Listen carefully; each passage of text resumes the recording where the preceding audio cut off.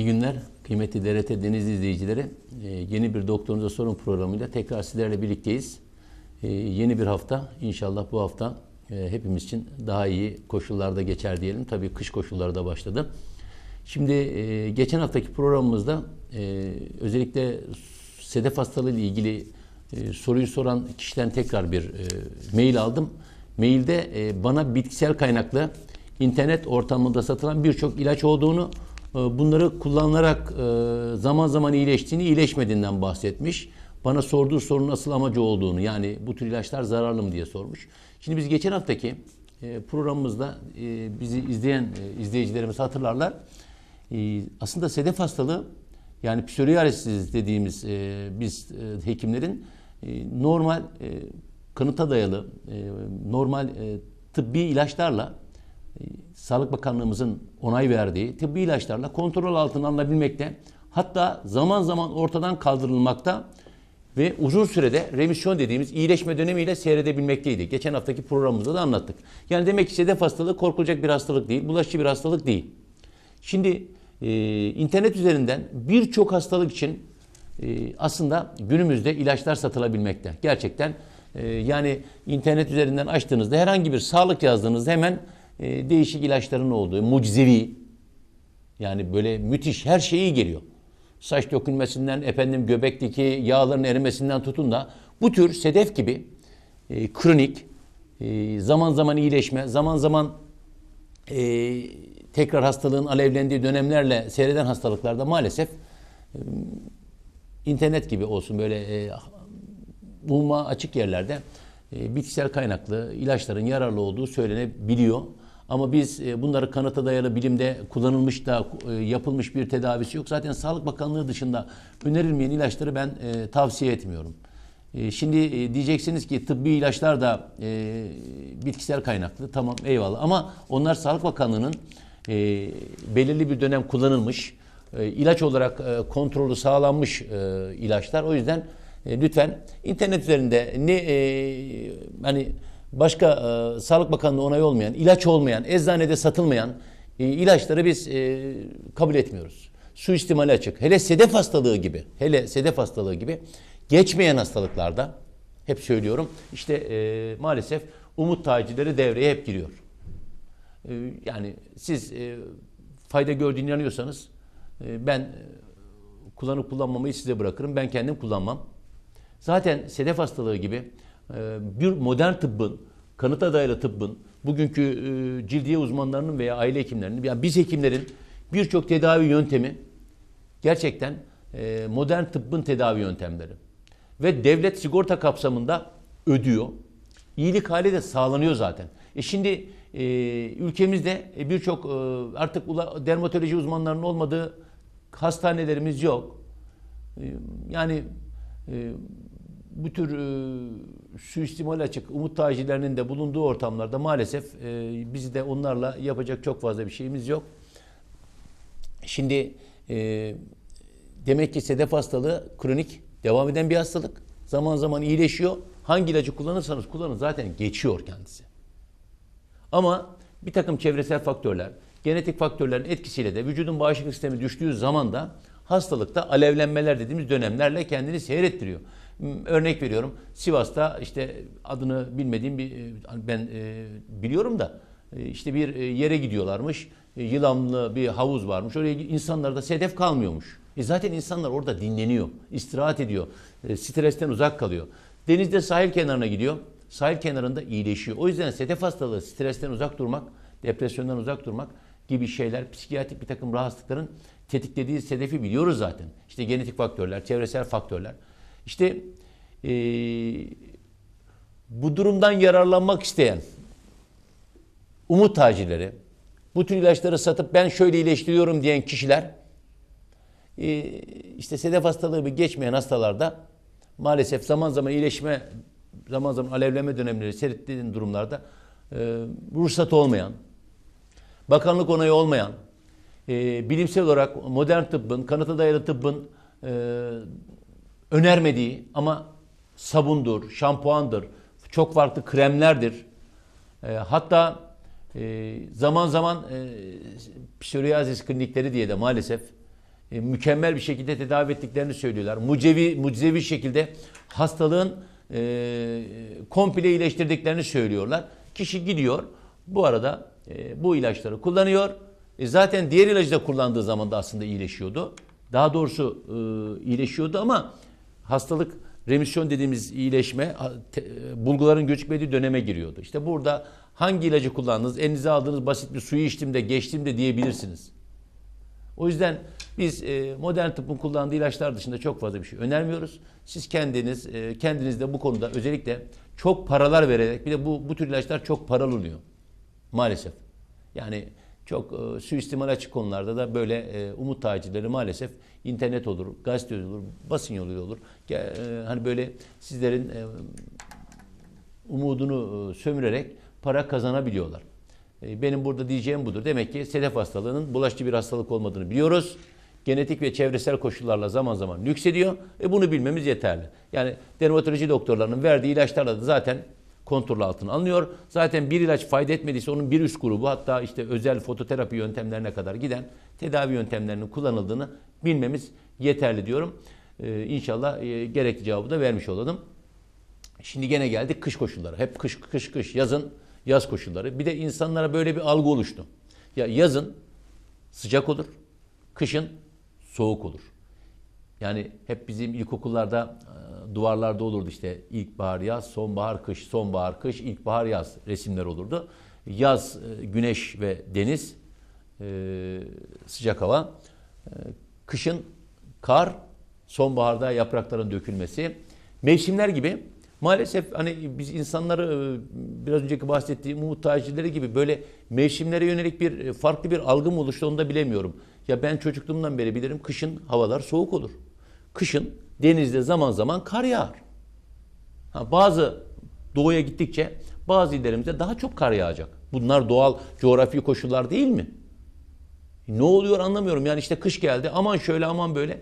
Yani lütfen burada bizim alacağımız basit önlemlerle kılığımızı, kıyafetimizi ona göre giyiyoruz. Kış koşullarına göre nasıl kaloriferlerimiz, sobalarımız, ne bileyim doğalgaz bulunan ortamlarda herkes kendi bulunduğu kış ortamında ortamını ısıtıyor. Kışa da biz kış bakımı gibi nasıl kış lastiklerini arabalara takıyoruz.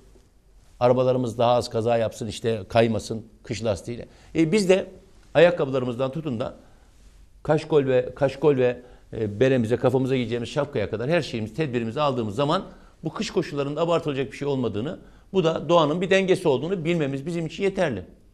Şimdi tabii ki hava sıcaklığının bu ani değişiklikleri, gece biraz daha soğuk, gündüz biraz daha sıcak, gün ışığının günü içerisinde havanın değişmesiyle, gecenin havanın daha çok soğuması, bu sıcaklık değişiklikleriyle grip, soğuk algınlığı, faranjit, laranjit gibi üst solunum enfeksiyonlarının artışında doğal olarak sık görülecek kapalı ortamlarda birbirimize bu hastalığı bulaştırıyoruz. Eskiden de bulaştırıyorduk. Fakat nüfusun belirli merkezlerde toplanmasıyla, alışveriş merkezi dediğimiz AVM'lerin, sinema ortamlarının, toplantı salonlarının, okul ortamlarının, kışlaların böyle kalabalık ortamlarda bulunmakla bu üst solunum enfeksiyonları doğal olarak artış gösterecek.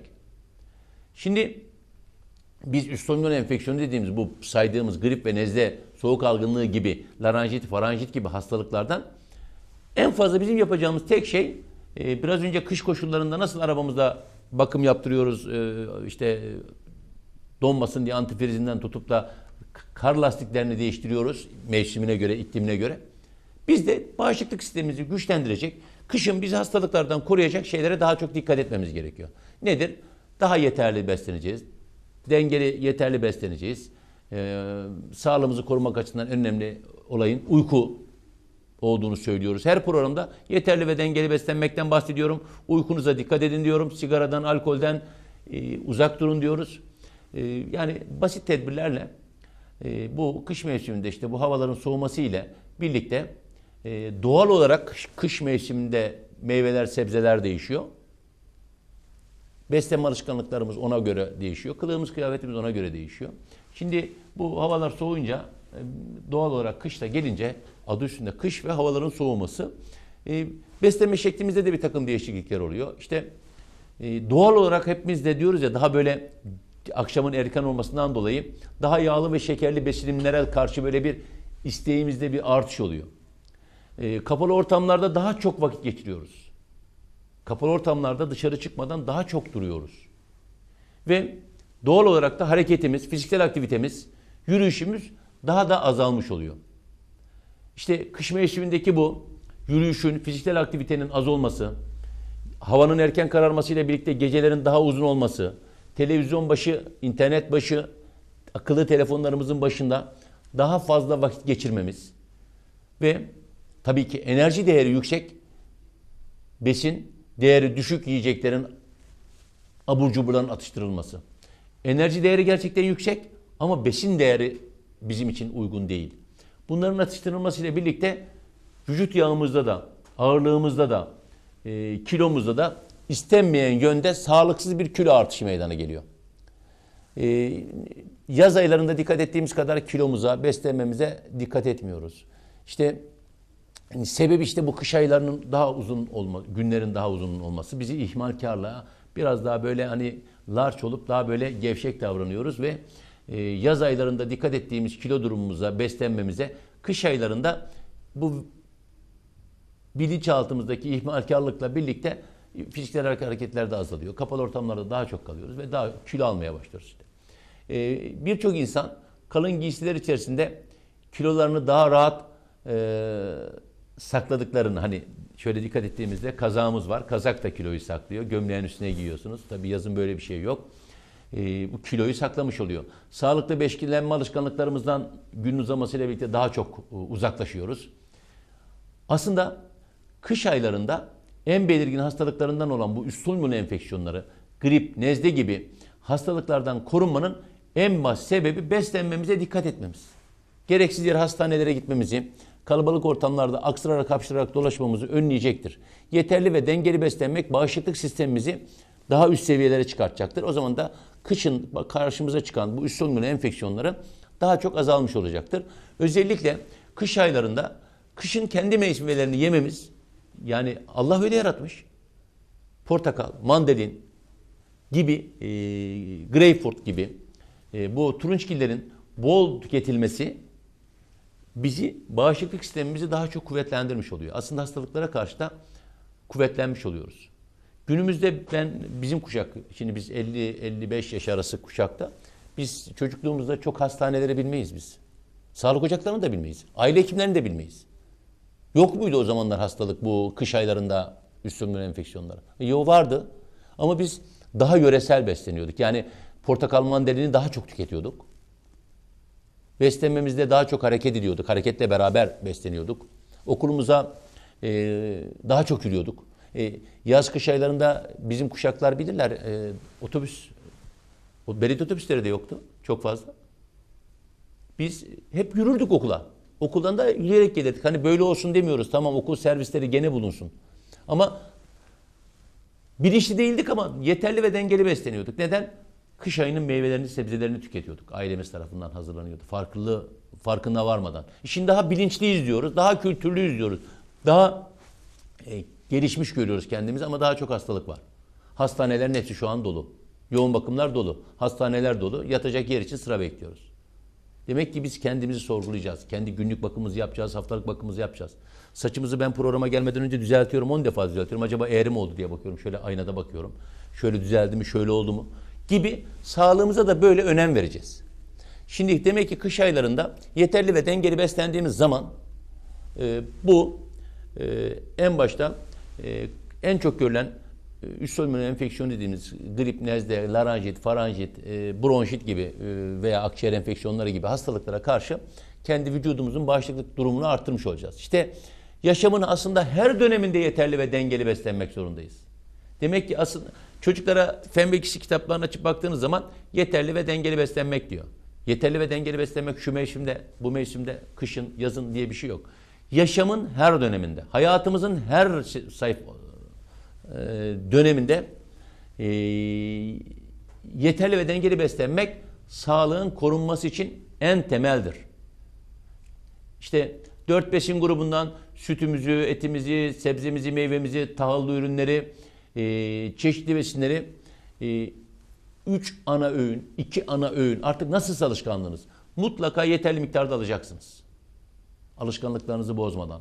Günün uzaması, gecenin uzaması, günün kısalması, gecenin uzanması. Bazı alışkanlıklarımızda bazı değişiklikler yapmamızı, gün içinde oynamalara yol açabilir. Hepimiz imkanlarımız el verdiği oranda mevsimin sebzelerini, meyvelerini bolca tüketeceğiz. Mevsimin, kış mevsiminin, yaz mevsiminin. Kış sebzesi, kış meyvesi. Demek ki Allah'ın yarattığı o kışın meyve ve sebzeler bizi koruyor aslında. Kış aylarında vücudumuzun direncini arttırıp bağışıklık sistemimizi daha üst seviyelere çekerek hastalıklardan korunmak için vitamin ve mineral alınmasını sağlamak için doğal vitamin ve mineral nerede var? Sebze ve meyvelerde var. Mevsimin sebze ve meyvelerinde yeterli oranda vitamin ve mineraller bulunmaktadır. İşte savunma mekanizmamızı, bağışıklık sistemimizi güçlendirici özelliği olan A ve C vitamini gibi antioksidan vitaminlerden zengin, işte havucu unuttuk, havuç, brokoli, karnabahar, maydanoz, lahana, kabak gibi sebzelerin yanı sıra kış aylarında bolca portakal, mandalin, elma, greyfurt gibi meyveleri tüketmemizde bu antioksidan dediğimiz A ve C vitamini gibi vitamin ve minerallerin almamızı arttıracaktır. İşte insanlar soruyor, vitamin almamıza gerek var mı kış aylarında? Ya zaten siz mevsimin sebze ve meyvelerini bolca yiyorsanız dışarıdan vitamin ve mineral almanıza gerek yoktur. Sonuçta bunlar karaciğeri yorar, vücuda zarar verir. Hem daha ucuz hem Allah'ın yarattığı sebze ve meyvelerde, mevsimin sebze ve meyvelerinde yeterli oranda bulunuyor. Şimdi C vitamini deyince bu C vitamini ihtiyacının karşılanmasında gerekse sıvı alımına katkı sağlanma açısından taze sıkılmış meyve sularını içmeniz gerekiyor. Taze sıkılmış C vitamini yönünden. Portakalı, mandalini sıktınız, yiyeceksiniz. Greyfurt'u içecekseniz taze olarak sıkıp tüketmeniz gerekiyor. Şimdi bu tür meyve sularının tüketiminde önemli olan sıkıldıktan sonra hemen tüketmeniz. Çünkü meyve suyunun bekletilmesi maalesef ki içindeki C vitamininin azalmasına yol açıyor. Demek ki taze tüketeceğiz. Şimdi bizim hep görüyorsunuz E vitamini bağışıklık sisteminin güçlendirilmesinde en etkin vitaminlerden de birisidir. Hani dışarıdan almanıza gerek yok aslında. Soğuk algınlığı ve diğer enfeksiyonlara karşı vücudumuzun gene direncini arttırmakta, A vitamininin korunmasını da vücutta sağlıyor. Özellikle E vitamini yeşil yapraklı sebzelerde, fındık, ceviz gibi gıdalarda, kuru baklagillerde yeterli miktarda bulunuyor zaten. Bizim en çok kış aylarında dikkat etmemiz gereken güneş ışınları. Ne yapıyor? Güneş ışınları D vitamini eksik gereksinimini, vücudumuzun D vitamini ihtiyacını yeterince karşılayamadığı zaman işte kemik ve diş sağlığı açısından D vitamini güneş ışınları ile beraber ne yapıyor? Derimizde üretiliyordu. Besinlerde de pek fazla bulunmuyor. İşte D vitamini en fazla balıkta, beyin fonksiyonlarının gelişimi için gerekli o doymamış yağ asitlerinde, işte meşhur omega 3'ümüz, kalsiyum, fosfor, selenyum, iyot mineralleriyle E vitamini içinde özel bir kaynak olmuş oluyor. İşte balığın kış aylarında imkanlar dahilinde bolca tüketilmesi. Haftada mümkünse, imkanımız el veriyorsa, olanaklarımızı zorlayarak haftada 2-3 kez çocuklarımızla beraber bol bol balık tüketebiliriz. D vitamini, E vitamini yönünden çok fayda sağlayacaktır. Kış aylarında genellikle meydana gelen beslenme alışkanlıklarımızın başında daha yağlı gıdaları tüketmeye yöneliyoruz. İşte ama bunlarda da dikkat edelim. Özellikle ev hanımları, annelerimiz bunlara daha çok dikkat ediyorlar. İşte bu beslenme alışkanlıklarımıza dikkat ettiğimiz zaman yağlı gıdalardan daha çok uzak durmuş oluruz. Şimdi biz hep annelerimizin gıdaları derken ev yemeklerinden bahsediyoruz. O yüzden önemli yani. Bunlar bizim yani kış ayında kilo almamızı önlüyor. Şimdi aldığımız bu dışarıdan aldığımız yeterli orandaki sebze ve meyvelerden aldığımız, balıktan aldığımız omega 6 olsun, omega 3 yağı olsun yetersiz kaldığı zamanlarda özellikle deniz ürünlerinde özellikle omega dediğimiz bu popüler yağ asitleri daha çok bulunuyor. Cevizde, yeşil yapraklı, koyu yapraklı sebzelerde, İşte bu tür ya omega 3 ve omega 6 gibi tüm bu yağ asitlerinin bağışıklık sistemi üzerinde olumlu etkilerinin olduğunu da biliyoruz. İşte ama bu yağın yüksek oranda alınması da maalesef bağışıklık sistemi üzerine baskılayıcı olabilir. Dikkat ederek bu dengeyi kurmaya çalışacağız. Yani çok fazla kilo almadan şekerli besinlerden uzak durarak kilomuzu kontrol altında tutarak bitirdiğimiz, özellikle tükettiğimiz gıdaları, besinleri böyle kendi kontrolümüz altında biz gıdanın esiri olmadan tüketmeye çalışacağız. Hareket edebildiğimiz oranda da hareket edeceğiz. Mümkünse sütlü tatları, meyve tatlarını tercih edeceğiz. Posa yiyeceği yüksek olan gıdaları da tüketirsek düzenli fiziksel egzersizi birazdan gene bahsedeceğim. Çünkü kışın ne yapacağız diye soruyorlar. Haftada 2-3 kez gene iyi havalarda durumumuz müsaitse yürümeye gayret edelim. Şimdi kış ayları deyince çocukların sevdiği sebzeler doğal olarak kış aylarında, çünkü biz çocukluğumuz gibi şimdiki çocukluk bir değil, daha az. Yani sebzeleri sevdirmeye çalışacağız. Çocuklarımıza şimdi siz pırasa, kereviz, ıspanak gibi kış sebzelerini zorladığınız zaman onların yemek yemediklerini görüyorsunuz. Israr ettiğimiz zaman da daha çok inatlaşmaya gidiyor. Bunları farklı formlarda pırasayı, kerevizi, ıspanağı, yani çocuğumuza sevdirmeye gayret ederek farklı formlarında sunarak, değişik sunumlarla lezzet katarak pişirmeye gayret edin. Kereviz ismini duyduğu zaman çocuk yemiyorsa bu sebzeyi farklı formlarda çocuğumuza yoğurda karıştırarak ailelerimiz yapıyor. Farklı formlarda içine farklı bir şeyler ekleyerek çocuğumuzun sunarak, yani sunum şekliyle çocuğumuzu sevdirerek bu sebzeleri yedirebiliriz. İşte böreklerde, poğaçalarda içine koyarak tüketebiliriz. Tabii ki vücudun dengede tutulmasında özellikle bol sıvı alınması da çok önemli. Kış geldi, sıvıyı almayalım sakın. Yeterli sıvı alımı vücutta oluşan toksin dediğimiz zararlı öğelerin atılması için çok önemli. Yani yeterli sıvı almadığımız zaman zararlı dediğimiz bu toksinler vücutta birikir. İşte vücudumuzun düzenli çalışmasında, metabolizma dengesinin sağlanmasında ve vücutta pek çok meydana gelen biyokimyasal reaksiyonların gerçekleşmesinde bu sıvı, su çok önemli rol oynuyor. İşte yine 2-2,5 litre, yani 12, 14, 15 bardak suyu içeceğiz. Sıvı alımının karşılanmasında ıhlamur, adaçayı, kuşburnu, açık çay gibi içecekler de sıvı yerine geçebilir. Kışın özellikle. Ihlamuru, adaçayını hem vücudumuzun bağışıklık sistemini de güçlendirirler. Yani sıvı alımında bunlar da önemli olur. Şimdi birazdan bu gelen soruya cevap vereceğim. Kansızlıkla alakalı, demir eksikliği ile alakalı bir şey söylemiş. Bunu programımızı inşallah bu soruyla bitirmeye çalışacağım. Şimdi genel olarak bu kışın yapacağımız şeyler demek ki aslında bizim bildiğimiz doğal şeyler. Sağlıklı beslenme. Tedbir alıyoruz aslında bu hastalıklara karşı.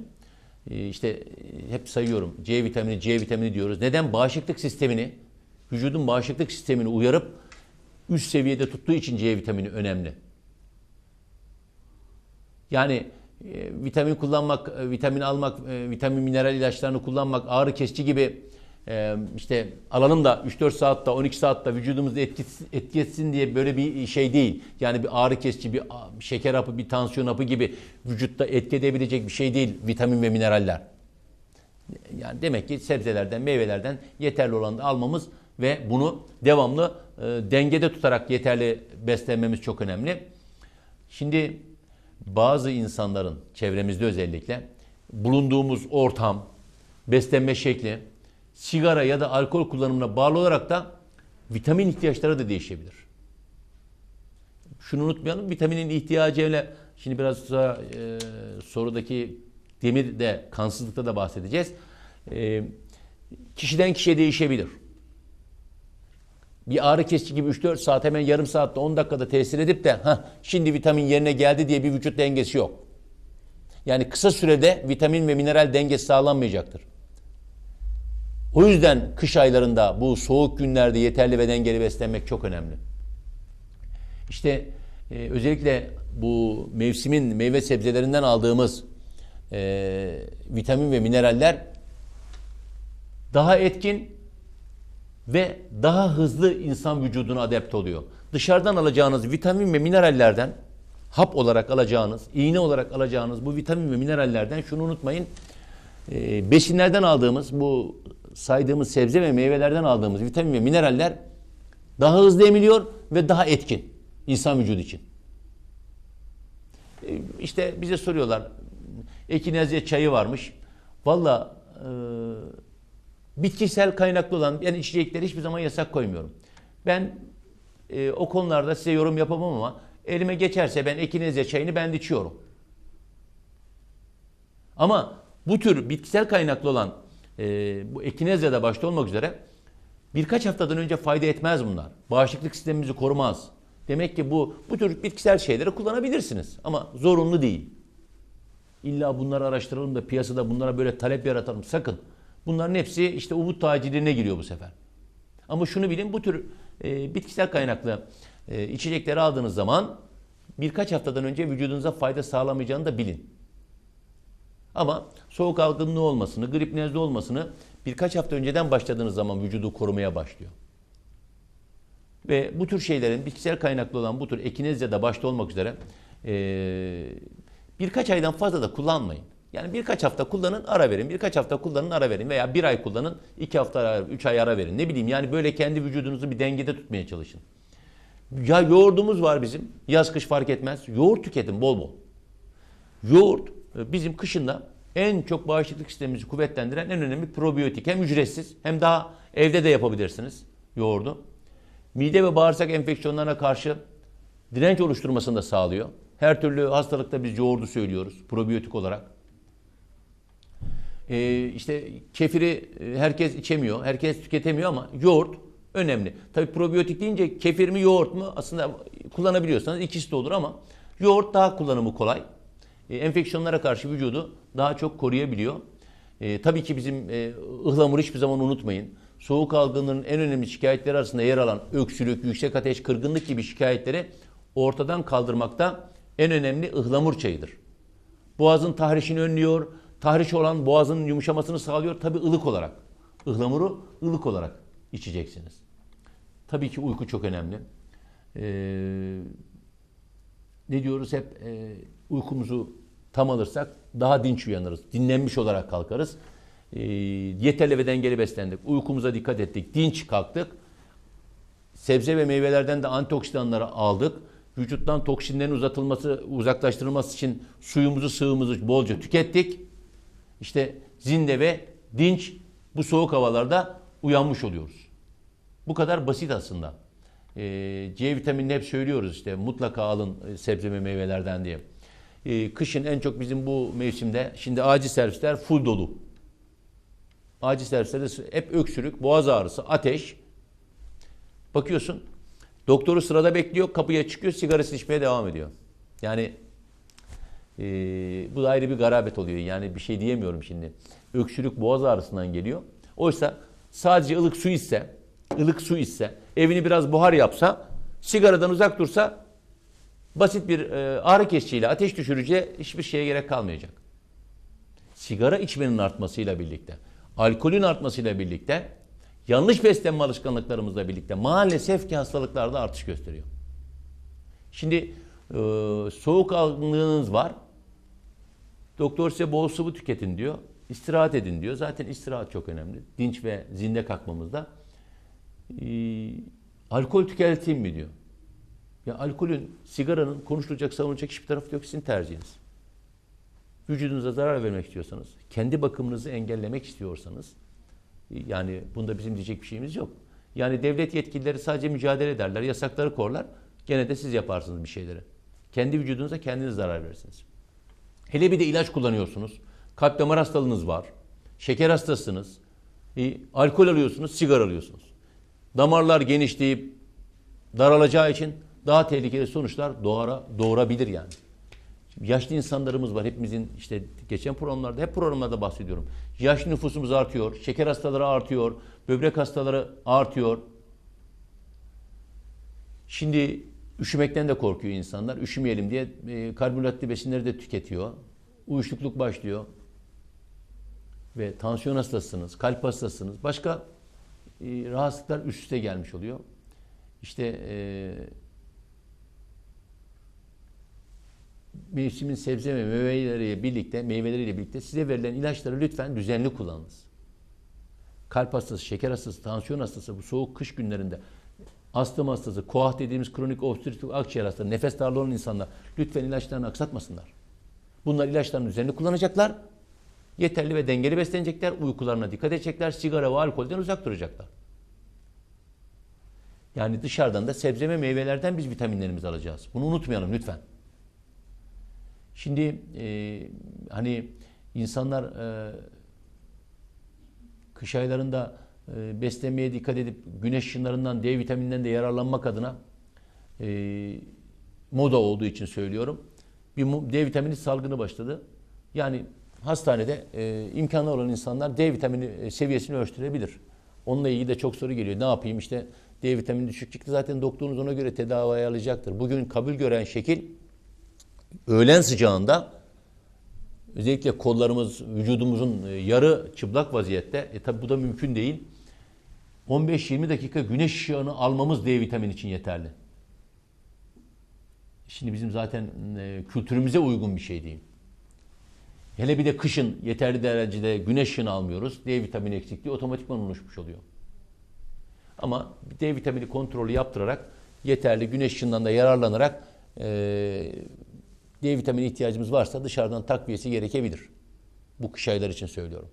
Yoksa güneş ışığının çok olduğu yazın çok fazla olacağını zannetmiyorum. Şimdi D vitamini düşüklüğüyle beraber kalp damar sağlığı açısından ve özellikle insülin direnci açısından da çok önemli D vitamini.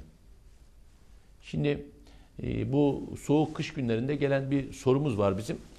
Mehmet Bey ava gitmiş. Avda maalesef yüz felci olmuş. Tabii ava gidenler değil de bir de şöyle düşünün.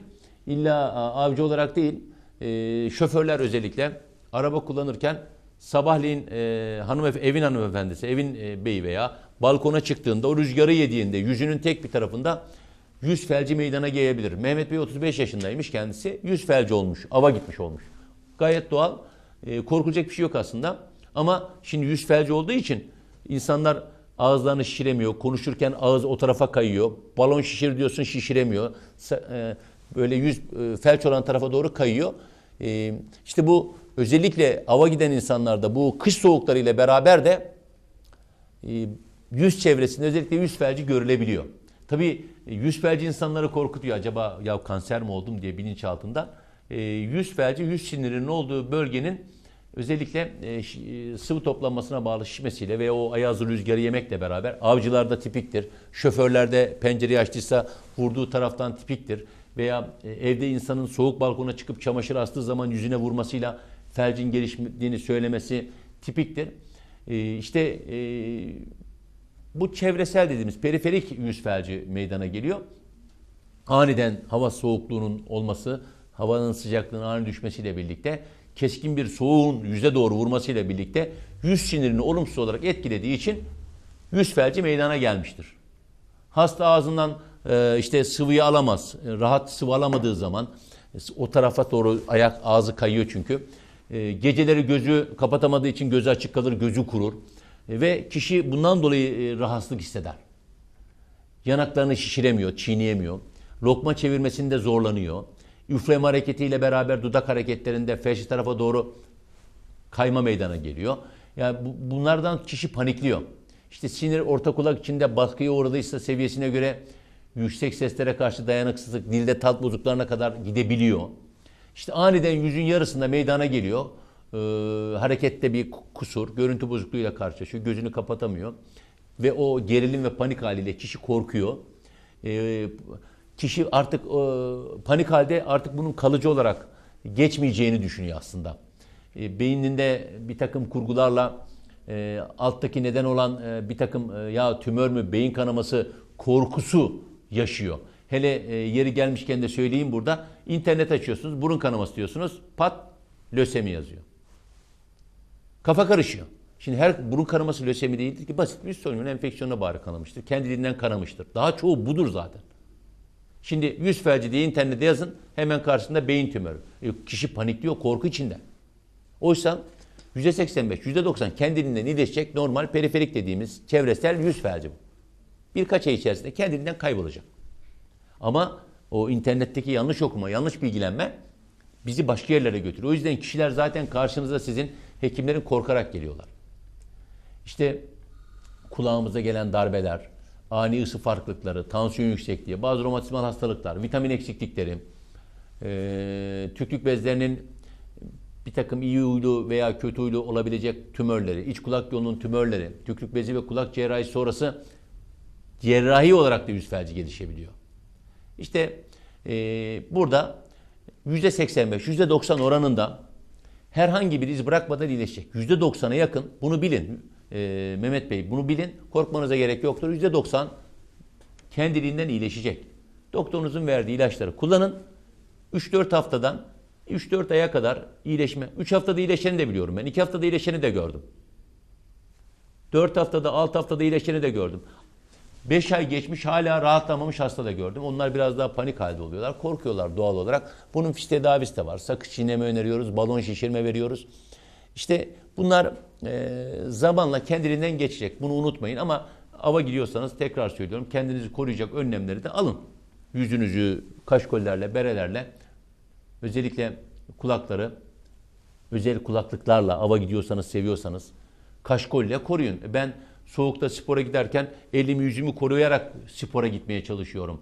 İşte aşırı soğukların olduğu bu durumlarda sağlık sorunlarının oluşmaması için demek ki ekipmanlarımıza, kulaklıklarımıza, kaşkolümüze daha çok dikkat edeceğiz. Kat kat giyineceğiz, kendimizi koruyacağız. Kalın ve sıkı olmamasına özen göstererek vücudumuzu koruyacağız. Kuru kalmasına, üstümüzdeki vücudumuzdaki kıyafetlerimizin kuru kalmasına dikkat edeceğiz.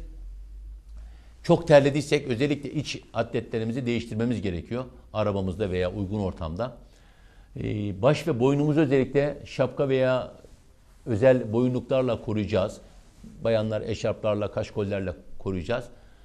Kulaklarımız, özellikle kulak kepçelerimiz daha duyarlı olduğu için özel kulaklık ve kaşkollerle koruyun. Atkı gibi giysilerle sarabiliriz. Eldivenimizi, baş parmak koruyacak şekilde bunlara dikkat ederek zaten bunları, bu ekipmanlarla kendimizi koruyarak sporumuzu yapacağız.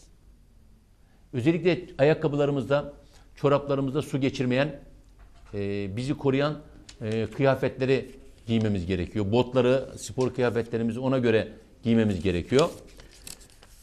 Şimdi bu soğuk havalarda sporu nasıl yapacağız diyecektim ama tabii programımızın sonuna geliyoruz.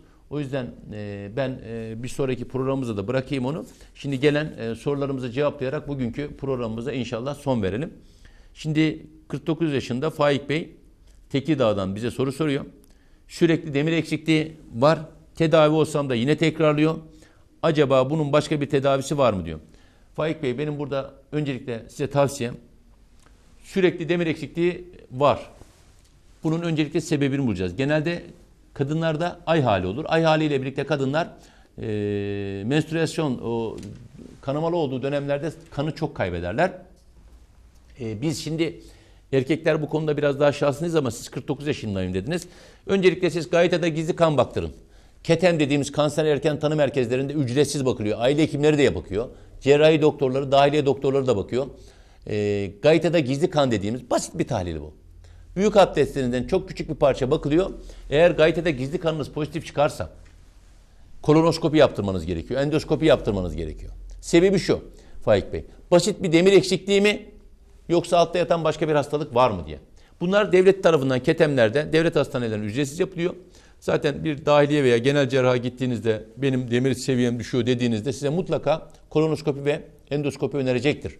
Sürekli dediniz diye söylüyorum. Yoksa normalde demir eksikliği anemisi kan tahliliyle konur. Basit bir kan tahliliyle kondu. Bir aile hekimi dahi koyacaktır bu tanıyı size. Ve size şunu söyleyecektir. Depo demir, ferritin de bakıldıktan sonra demir eksikliği tedavisi 3-4 ay depolarda dolana kadar kullanmanız gerekiyor. Ben insanlara şunu tavsiye ediyorum. Demir hapını kullanırken korkmayın, büyük abdesti de siyaha boyar, onu da söyleyeyim. Her gün ilacınızı alın ve aç karnına alın mümkünse. Şimdi C vitamini demir emilimini arttırdığı için demir tedavisi gören insanlar günde 2 bardak portakal suyu içsinler taze. Taze. Çünkü C vitamini bekletirseniz portakalı sıkıp da C vitamini oranı düşüyor. C vitamini de bu kış aylarında demirle beraber aldığınız zaman gündüz demirinizi alırsınız. Akşam da 2 bardak portakal suyunuzu içersiniz. Gündüz içebilirsiniz. Ve demir emiliminiz daha fazla sıklaşmış olur. Ve 3 ay 4 ay boyunca da demir hapını kesmeyin. Kullanın. Beslenmenize dikkat ederek. Bir de sabahları kahvaltıda veya yemekte çay içiyorsanız demir eksikliği anemisi sık görülür. O yüzden dolayı kansızlığın görülmemesi için, demir eksikliği kansızlığın görülmemesi için kahvaltıda veya yemekte çay kullanmayacağız. Süt içebiliriz, ayran içebiliriz, meyve suyu taze kullanabiliriz. Kahvaltıda ve yemekten 1 saat sonra istediğiniz kadar açık çay için. Çay demir emilimini önlüyor. O yüzden kahvaltıda ve yemekte demir emilimini önlediği için çay kullanmayalım. Kahvaltı ve yemekten 1 saat, 1,5 saat sonra istediğiniz kadar açık çayınız için. Lütfen buna dikkat ederseniz zannederim siz daha iyi tedavi olmuş olacaksınız. Şimdi Adana'dan bizi izleyen 36 yaşında Seyit Bey diyor ki sürekli öksürük var, tedavi aldım, ilaç kullandım ama geçmiyor. Şimdi bu soruyla da programı bitirelim. Şimdi üst solunum enfeksiyonları çok yaygın dedim. Bol suyunuzu alacaksınız. Burnunuz tıkanmayacak. Burun tıkanıklığı da öksürüğü tetikler. Sinüsler dediğimiz buralarda bizim Allah tarafından verilmiş hava boşluklarının olduğu mağaralar var kafamızın içerisinde. Bunlar bizim rahat nefes alıp vermemizi, konuşmamızı sağlıyor. Eğer orada bir enfeksiyon varsa o da kronik öksürüğe, genizimizin arkasından bir akıntı olur. Burun tıkanıklığıyla beraber sık sık öksürürsünüz. Eğer sinüsünüz yoksa, basit bir üst solunum enfeksiyonuysa bol bol ılık su içiyorsunuz. Sigara dumanından uzak duruyorsunuz. Yattığınız yere de ıslak çamaşır asın. Buhar nem yapın. Size faydası olacaktır. Diyorum. Bol suyla beraber, istirahatle beraber sigara dumanından uzak durarak öksürük şikayetinden kurtulacaksınızdır. Eğer geçmiyorsa tekrar aile hekimine giderek şikayetinizi anlatarak aile hekimi size tedavi düzenleyecektir. Belki ilaçlarınızda bir değişiklik yaparak öksürüğünüze fayda sağlayacaktır diyorum. Kıymetli TRT Deniz izleyicileri, bugün de bize ayrılan sürenin sonuna geldik. Bir sonraki programımızda nöroloji doktoru Doktor Hayri Okumuş'la beraber Parkinson hastalıkları, serebrovasküler hastalıklar üzerine sizden gelen soruları cevaplamaya gayret edeceğiz inşallah. Bir sonraki programda görüşmek üzere, hoşça kalın.